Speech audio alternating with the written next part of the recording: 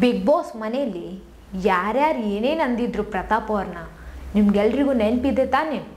ಈ ಒಂದು big boss ಮನೆಯಲ್ಲಿ ಸುಳ್ಳುಗಾರ, ಮೋಸಗಾರ, ಮಣ್ಣು ಮುಗಿಸಿದಾರ ಅಂಥೇಳಿ ಒಬ್ಬರ ಇಬ್ಬರ ಡ್ರೋನಿಗೆ ರೆಕ್ಕೆನೆ ಮುರಿದು ಬಿಡ್ತೀವಿ ಅನ್ನೋ ಒಂದು ಮಾತನ್ನು ಕೂಡ ಈ ಒಂದು ಬಿಗ್ ಬಾಸ್ ಮನೆಯಲ್ಲಿ ಹೇಳಿದರು. ಅವ್ರ ಮುಂದಾನೆ ಬಿಗ್ ಬಾಸ್ ಅವರು ಪ್ರತಾಪ್ ಅವ್ರು ಮಾಡಿರೋ ಡ್ರೋನ್ನನೇ ಒಳಗೆ ಕಳಿಸಿದ್ರಲ್ವಾ. ಅವಾಗ ನೋಡಿದ್ರ ಎಲ್ಲರ ಮುಖದಲ್ಲಿ ಯಾವ ಥರ ಆಶ್ಚರ್ಯ ಇತ್ತು. ಇದು ನಿನ್ನ ಡ್ರೋನಾ, ನಿಂದು ಡ್ರೋನ್ ಆಯಿತು ಅಂತ ಹೇಳಿ ಎಲ್ಲರೂ ಕೇಳಕತ್ತಿದ್ರು. ಹೌದು, ಇದು ನಂದೇ ನಂದು ಡ್ರೋನ್ ನೋಡಿ ಬನ್ನಿ ಅಂಥೇಳಿ ಎಲ್ಲರನ್ನ ಕರೆದ್ರು. ಅವ್ರ ಮುಖದಲ್ಲಿ ಆ ಖುಷಿ ನೋಡಿದ್ವ, ಪ್ರತಾಪ್ ಅವ್ರ ಮುಖದಲ್ಲಿ ಎಷ್ಟೊಂದು ಖುಷಿ ಇತ್ತು. ಇದೇ ಅಲ್ವಾ ಸಾಧನೆ ಅನ್ನೋದು. ಯಾರ್ಯಾರು ಬೈದಿದ್ರು ಅವರೆಲ್ಲರೂ ಹೊಗಳೋ ಥರ ಆಯ್ತಲ್ವಾ. ಅದಕ್ಕಿಂತ ಇನ್ನೊಂದು ಸಾಧನೆ ಬೇಕಾ?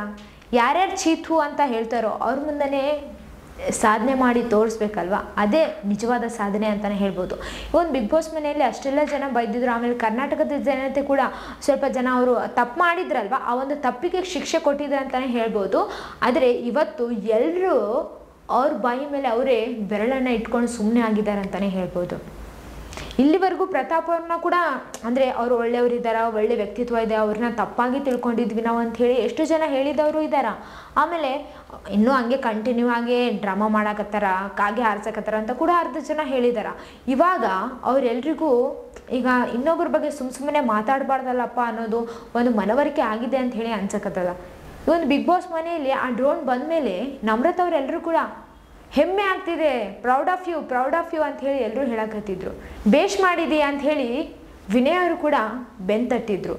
ಈ ಒಂದು ಬಿಗ್ ಬಾಸ್ ಮನೆಯಲ್ಲಿ ಎಲ್ಲರೂ ಕೂಡ ತುಂಬ ಆಶ್ಚರ್ಯದಿಂದ ನೋಡಕತ್ತಿದ್ರು, ಇವ್ರು ಮಾಡಿರೋ ಡ್ರೋನ್ ಆಯಿತು ಅಂಥೇಳಿ ಎಲ್ರಿಗೂ ಖುಷಿ ಆಯ್ತು ಅಂತಲೇ ಹೇಳ್ಬೋದು.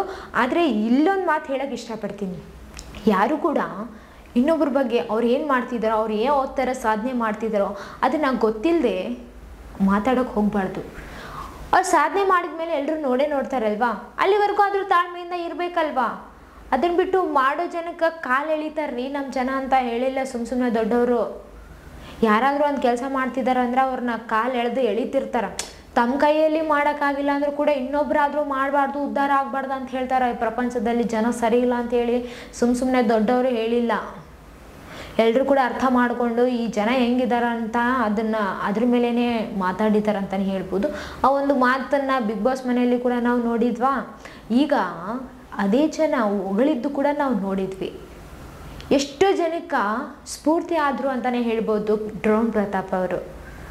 ಅದೆಷ್ಟೋ ಬಡ ಜನ ಮಕ್ಕಳಿಗೆ ಸಾಧನೆ ಮಾಡಬೇಕು, ನಾವು ಕೂಡ ಏನಾದರೂ ದೇಶಕ್ಕೊಂದು ಸೇವೆ ಮಾಡಬೇಕು ನಾವು. ಆಮೇಲೆ ನಮ್ಮ ಕಡೆಯಿಂದ ಎಷ್ಟಾಗುತ್ತೋ ಅಷ್ಟು ಒಳ್ಳೆಯದನ್ನು ಮಾಡಬೇಕು.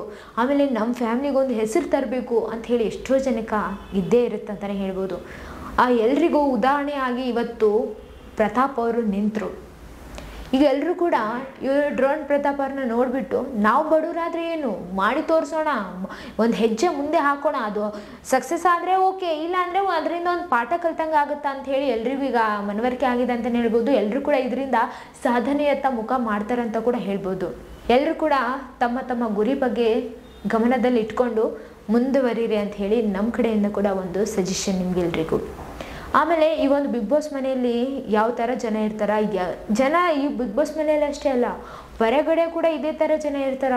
ಅದು ನಮ್ಮ ಕಣ್ಣಿಗೆ ಯಾರ ಕಣ್ಣಿಗೂ ಕಾಣಿಸಲ್ಲ. ಅಂದರೆ ನಮ್ಮ ಮುಂದೆ ಒಂಥರ ಮಾತಾಡ್ತಿರ್ತಾರೆ, ಹಿಂದೆ ಒಂಥರ ಮಾತಾಡ್ತಿರ್ತಾರ. ಅದನ್ನು ಈ ಬಿಗ್ ಬಾಸ್ ಮನೆಯಲ್ಲಿ ನೋಡಿ ನಾವು ಕಲ್ತೀವಿ ಅಂತಲೇ ಹೇಳ್ಬೋದು. ಬಿಗ್ ಬಾಸು ಒಂದಲ್ಲ ಎರಡಲ್ಲ, ಪ್ರತಿಯೊಂದನ್ನು ಕಲಿಸ್ಕೊಂತಾನೆ ಹೋಗ್ತಿದೆ ಜನರಿಗೆ ಅಂತಲೇ ಹೇಳ್ಬೋದು. ಒಳ್ಳೆ ಮೌಲ್ಯಗಳನ್ನು ಕೂಡ ಕಲಿಸ್ತಾ ಹೋಗ್ತಿದೆ ಒಂದು ಬಿಗ್ ಬಾಸ್ ಅಂತಲೂ ಹೇಳ್ಬೋದು.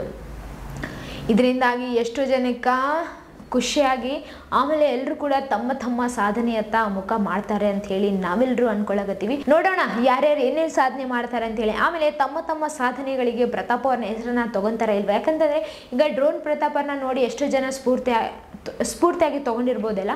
ಬಟ್ ಅದನ್ನ ಈಗ ಯಾರು ಹೇಳಂಗಿಲ್ಲ. ಅವ್ರೀಗ ಈ ಥರ ಒಂದು ಸ್ಫೂರ್ತಿಯಾಗಿ ತೊಗೊಂಡ್ಮೇಲೆ ಅವ್ರ ಗುರಿಯನ್ನು ಸಾಧಿಸಿದ ಮೇಲೆ ನನಗೆ ಈ ಥರ ಇವ್ರನ್ನ ತೊಗೊಂಡಿದ್ದೆ, ನಾನು ಅವ್ರನ್ನೇ ಮನಸ್ಸಲ್ಲಿ ಇಟ್ಕೊಂಡಿದ್ದೆ, ಅದಕ್ಕೆ ಈ ಥರ ಸಾಧನೆ ಮಾಡಿದೆ ಅಂಥೇಳಿ ಹಿಂದೆ ತುಂಬ ಜನ ಹೇಳಿದ್ದಾರೆ. ಅಂದರೆ ನಮ್ಮ ಚಿತ್ರದ ನಾಯಕರಿದ್ದಾರಲ್ವ ಅವರೆಲ್ಲರೂ ಮಾಡೋ ಸಾಧನೆ ನಿಮ್ಗೆಲ್ರಿಗೂ ಈಗಾಗಲೇ ಗೊತ್ತಿದೆ ಅಲ್ವಾ. ಸೊ ಎಲ್ಲರನ್ನ ಮನದಲ್ಲಿಟ್ಕೊಂಡು ಅವ್ರ ಥರನೇ ನಾವು ಆಗ್ಬೇಕಂತ ಹೇಳಿ ಕೂಡ ಎಷ್ಟೋ ಜನ ಅಂದ್ಕೊಂಡು ಅದೇ ಥರ ಒಳ್ಳೊಳ್ಳೆ ಕೆಲಸಗಳನ್ನು ಮಾಡ್ಕೊತಾ ಒಳ್ಳೊಳ್ಳೆ ಸಾಧನೆಯನ್ನು ಮಾಡ್ಕೊತಾ ಹೋಗ್ತಾ ಇದ್ದಾರೆ ಅಂತಲೇ ಹೇಳ್ಬೋದು. ಸೊ ಪ್ರತಾಪ್ ಅವ್ರನ್ನ ನೋಡಿ ಅದೆಷ್ಟು ಜನ ಸ್ಫೂರ್ತಿಯಾಗಿದ್ದಾರೋ ಅಂತ ಹೇಳಿ ಮುಂದೆ ನೋಡ್ತಾ ಹೋಗೋಣ ಯಾವ ಥರ ಆಗುತ್ತೆ ಅಂತ ಹೇಳಿ. ಬಟ್ ಇಲ್ಲಿ ಡ್ರೋನ್ ಪ್ರತಾಪ್ ಅವರ ಸಾಧನೆ ನೋಡಿ ಎಲ್ರಿಗೂ ಖುಷಿಯಾಗಿದೆ ಅಂತಲೇ ಹೇಳ್ಬೋದು.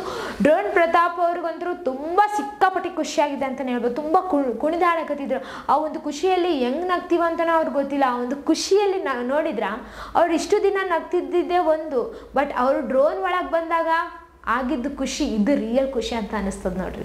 ಯಾವ ಥರ ಖುಷಿ ಆಗಿದ್ದಿದ್ರು ನಗ್ತಾರೆ ಅಸಲ್ ಸ್ಟಾಪೇ ಮಾಡವಲ್ರಿ ಇದ್ರು ಅವರು.